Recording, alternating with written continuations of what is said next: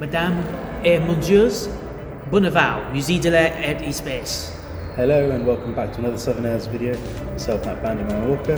Jett McDowell, H1 service. And as he said in terrible French, we are here at the Musée de l'Espace. Basically, it's the Paris Air and Space Museum at the Le Bourget Airport. So far, my first impressions, wow. And we barely scratched the surface. Yeah, we've barely scratched it. We've yet to see two Concordes, an A380, 747, 727 maybe, 707. There's a sort of aviation Carravelle right in front of us through that window. Yeah. So we seem to be in the Pioneers of Flight area. So you can see we've got some very vintage airplanes behind us. So let's go on and explore. You start here by entering the old terminal building in the Le Bourget Airport, seeing many aircraft from about 100 years ago, some even older than that. It always amazes me to see how some of these even flew. They were so basic in their designs and their cockpits. They had very basic knowledge back then, so they had to go with what they had.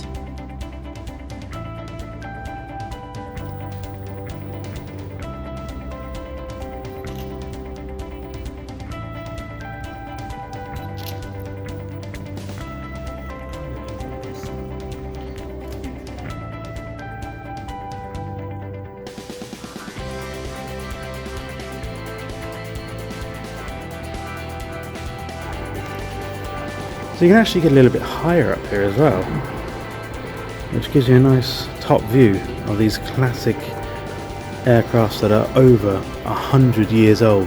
Some of these might be replicas, but I do know some of these are the real deal. It's just it seems like there's loads of information plaques up here as well. So with any luck, we'll be able to figure out what's what. Yes, well, we might have to get Google Translate. Most of the signs seem to be in French and English, so it's quite unique, this. You wouldn't get that past health and safety these days. A steering wheel, an actual steering wheel in the cockpit of a plane. That astounds me, that really does. On the other side of the terminal is aircraft that the French military used during World War I, or as they used to say back then, the Great War.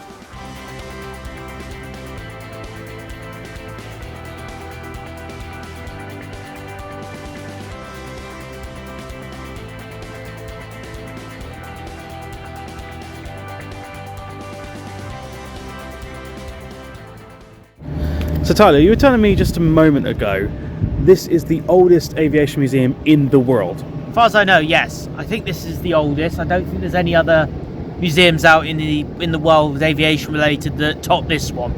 Fantastic. That is unbelievable, to be honest. That really is. Yeah. I mean, the collection also expands to 747, two massive rockets. That one, 737? No, that is the Dassault Mercury. Oh my lord. Okay. An Airbus A380. Hawker Siddeley?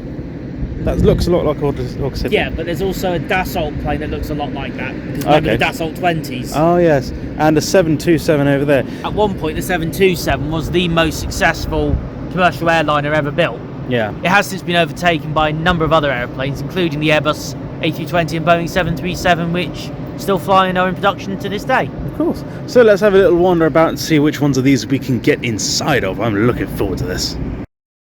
What was that? Alright, so a bit of information on this aeroplane. This 727 is actually quite a special one because this is actually a 727-100. So this is the original model design of the 727. Obviously, the 727-200 was the variant that became the most successful. And according to this, the museum acquired this in 2007 when the airline retired the aircraft type. The last FedEx 727s retired in 2013. Well, there's only two places in the world that offer this sort of view. This is the big picture itself, one of the prototype Airbus A380s. I'm blown away, I really am. I mean, that is a big one. That is a big one. And as you can probably remember, a year ago, me and Matt went to see the Dunsfold 747. In fact, if we just come over here, there is a Boeing 747, an early generation one, just over here. In fact, Matt, you might be impressed to hear this. Oh yes. But this is the only aviation museum on the planet at this current time, at the time of filming, that you can see both the Airbus A380 and a Boeing 747. Bloody hell. After only having a muffin and a J2O and a cup of tea to feed our hunger that morning, we decided to have a bite to eat in the cafe here.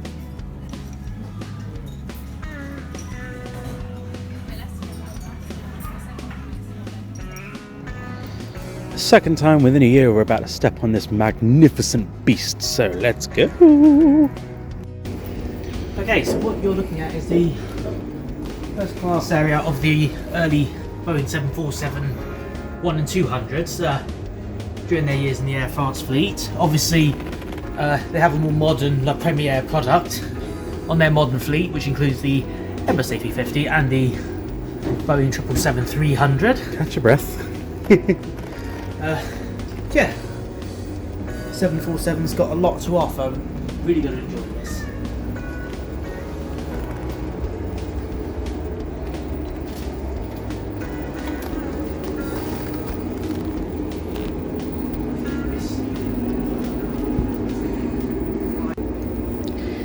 Here we go, getting Matt up a spiral staircase for the 74.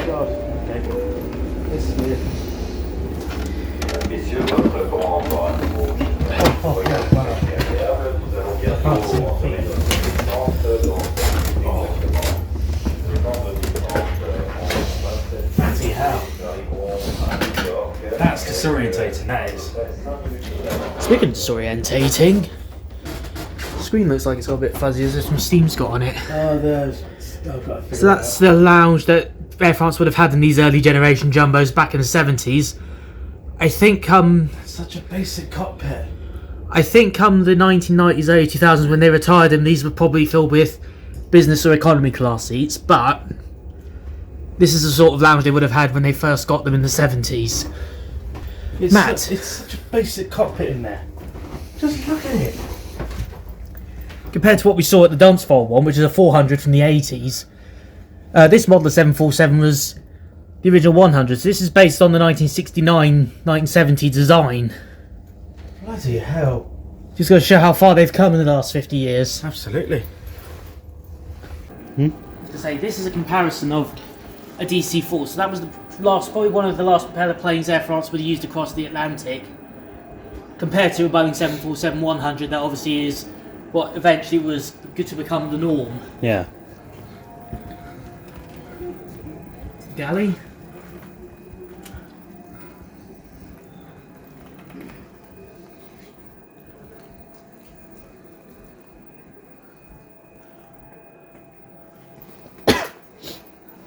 You know, there's an amazing documentary. It's actually on YouTube of I think it's the taking apart and putting back together a 747 for BA. I think it's Oh, yeah, it was documentaries to do with a sea check.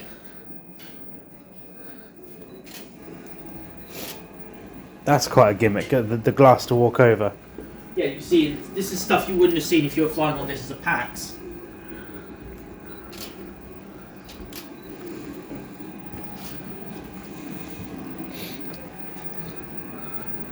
Here we go.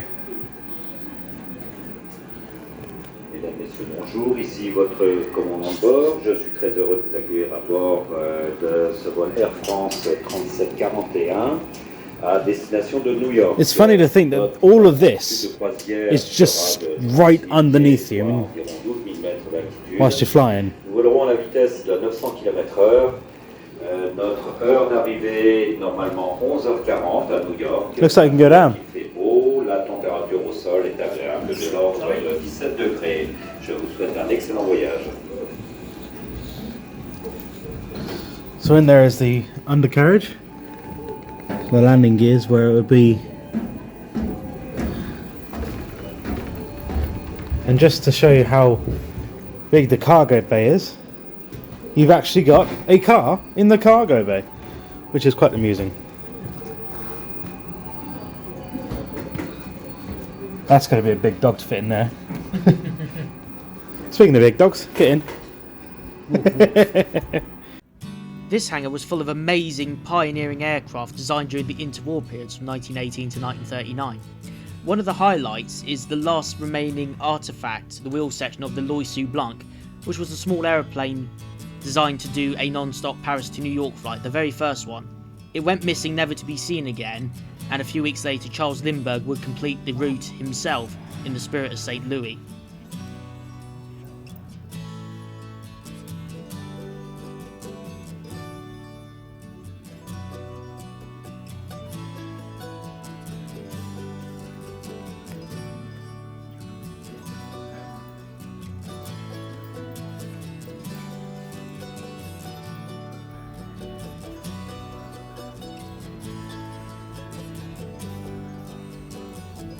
It's AP, looks like a James Bond vehicle, doesn't it?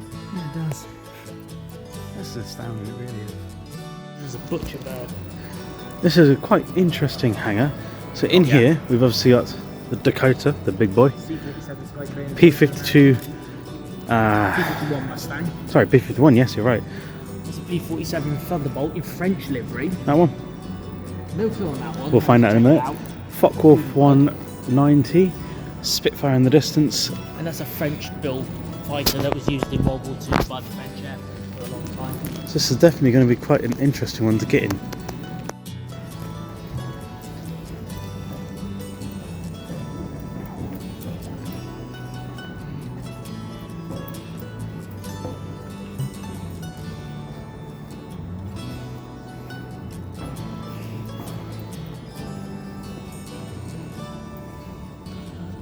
Oh, might need to try and find a light. Okay.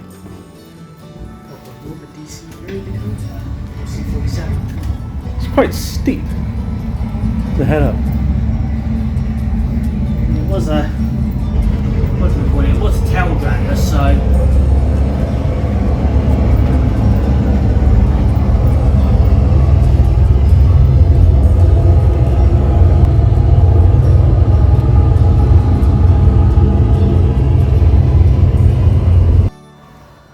Not every day you get inside of such an iconic classic aircraft such as the Dakota, as the British called it. Everyone else, or the Americans, C-47? C-47 Skytrain. Yeah. And it was obviously known as the DC or Douglas DC-3 when it was civilian. Yeah. We've just watched a video of during D-Day where they replicating what was like for the American and British troops that had to jump out of these things. Yeah. They also had to do the same thing a few months later when they did Operation Market Garden in Holland and Belgium. Not gonna lie, that was a bit of a difficult video to get through. But it's what happened at that time. You know, you can't argue with history. You can't argue with history, no. But the worst thing about flying in one of these things in the combat zone back in World War II was that the C-47 or the DC-3 had absolutely no protection. There was no guns on these things. So if you had enemy fighters coming at you, you best have hoped that you had some Spitfires and Mustangs ready to help bail you out. Otherwise, you were going to be in for a lot of trouble. There you are, yeah. The main reason of coming to this museum. The creme de la creme. Ladies and gentlemen, boys and girls, and everything else in between. Presented. Holy moly, mother of God. Wow. Right. Camera on me if you don't mind.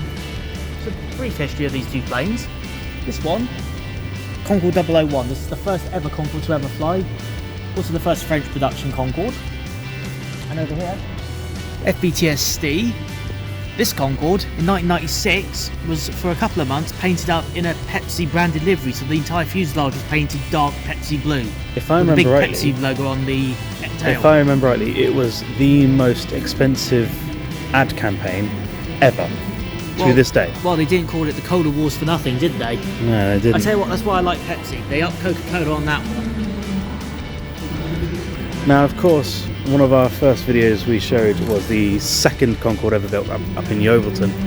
Which was the first British production one. Yeah. Oh, God, I'm just blown away. In fact, this one even did a lunar eclipse mission in 1973, and this is the livery it wore for that. Let's get inside.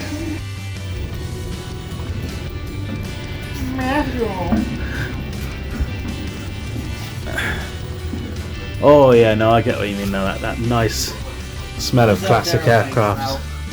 Yeah. Holy moly, mother of God. Oh dear. It's certainly tight in this one, isn't it? Blimey Nora. Like I said, this is a test plane, so.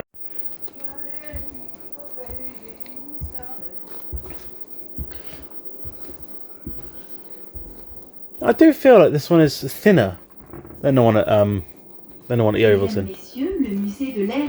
Even though it's got less in it, it feels thinner, if that makes sense. Son envergure est de 25 mètres 6. Sa longueur est de 56 mètres 71. Sa hauteur, 11 mètres 58. Son poids total au décollage est de 138 tonnes. Sa vitesse maximum est de Mach 2,2. Son plafond pratique est de 19 800 mètres et sa distance franchissable est de 6 500 km. Oh, L'équipage est composé de 4 hommes. look at that. Le 001 est le prototype du premier avion commercial supérieur. Il a effectué ses premiers vols à Paris le 2 mars 1960. Oh, almost fell over there.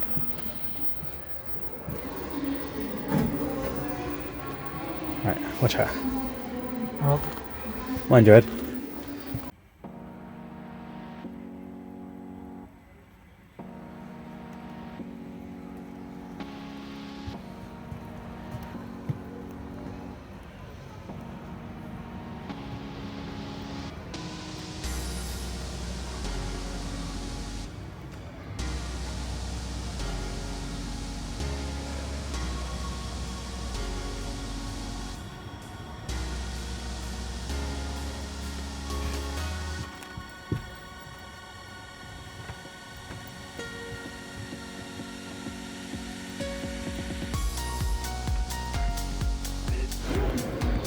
So I've now been in the very first, the very last, and quite a well-known one now. So let's go.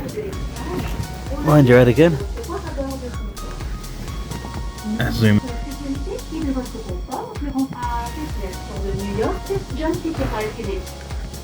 Veuillez attacher et ajuster votre ceinture de sécurité. Nous vous souhaitons un excellent voyage avec Air France, compagnie. What do you think? Beautiful. It's nice to be reunited with another Concorde. Oh, it Especially is. given that I've not done many of the Air France ones in comparison. It's brilliant. What's funny though is I do wonder how Mitch actually managed to get in here, because this is that far away from the top of my head. And he's a lot taller than me. He is a lot taller than me. But I know he's done it. Yeah. I wish you a very pleasant flight on board Air France. It looks like someone's tried to steal a part over there. Jammy git. Mesdames, Messieurs, bonjour, je suis Daniel Manchon, votre commandant. Je vous souhaite la bienvenue à bord de ce Concorde, aujourd'hui le Sierra Delta. Notre destination, New York, Kennedy. We're in a coat room C'est for en like 3 coats and heures et 25 jackets. minutes, dont 2 heures et You got another 50 call minutes de here? vol supersonique. Le temps sur la route est beau, je vous souhaite un très bon voyage. And there's the rest of the Good cabin. morning. Good evening, everyone. Quick fact for you. The first British Airways Concorde route was London to Bahrain, and the first ever Air France Concorde route was Paris to Rio de Janeiro, making a stop in Dakar on the way. Fair enough. Something about Concorde that always just takes my breath away. Whether it's because of the sheer size, because it's a delta-winged aircraft and I adore delta-winged aircrafts, or because of its history and how it all came about. I mean, that there is the very first. You don't get to see that very often.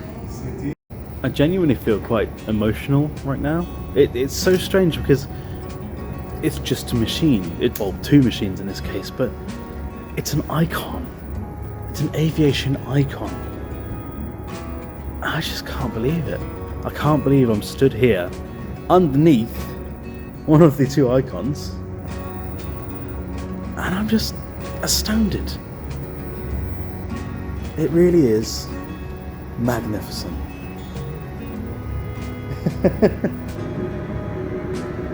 Let's see what happens.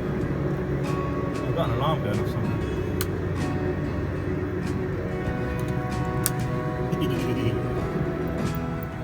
And roll.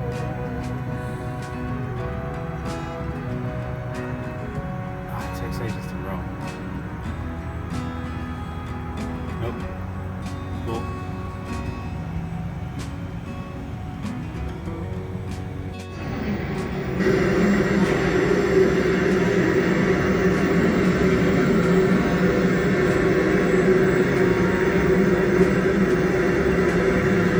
Here's a serious question. Would you trust Tyler as a pilot? I know I would. I wouldn't. That's because you're pussy. Gross. V1. Rotate. You have Oh, you bounced it. Come on, what are you, a Ryanair pilot? Oh, piss off.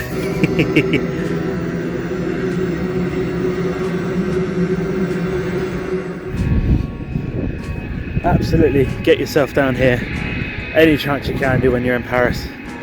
We've been here for approximately 4 hours and we still haven't covered everything. I'm going to get into this look now. These military aircraft, these Dassault. How do you pronounce that? I don't know how. I can't read. I can read, it's not very well. Anyway, absolutely get yourself down here. You will not regret it at all. I mean, you got freaking rockets, man. Rockets, Concordes, Dakota, A380, 747. There's so much around here, and we haven't touched it all because we can't. Because there's no time. We've got to go because they're closing, ironically. So, do you have any final thoughts of the day, Ty, for the Musée de l'Espace? Absolutely amazing, great to be back, and it's nice to see some of the planes that were in the storage area 5 years ago are actually over here and easier to access. Yeah. Obviously the DC-8's moved over, but that's not a worry, got a good shot from across over there. Wonderful. Anyway, I think that's all we can do for today's Southerners video of the Musée de l'Espace. Thank you also very, very much for watching. I know it's been a bit of a long one, but it's so worth it. It's worth it. This place is I strongly recommend coming here if you get a chance. This place is absolutely worth it, yeah. Forget the Eiffel Tower, forget the Arc de Triomphe, forget the Louvre. It's the Musée de l'Espace that you want to come to. Especially if you're an aviation lover like us. Steve Marsh, if you're watching, we're expecting a vlog from you coming here soon. Thank you very much for watching our video today. We've been the Southerners. Safe travels, friends, and we shall see you again very soon. Bye!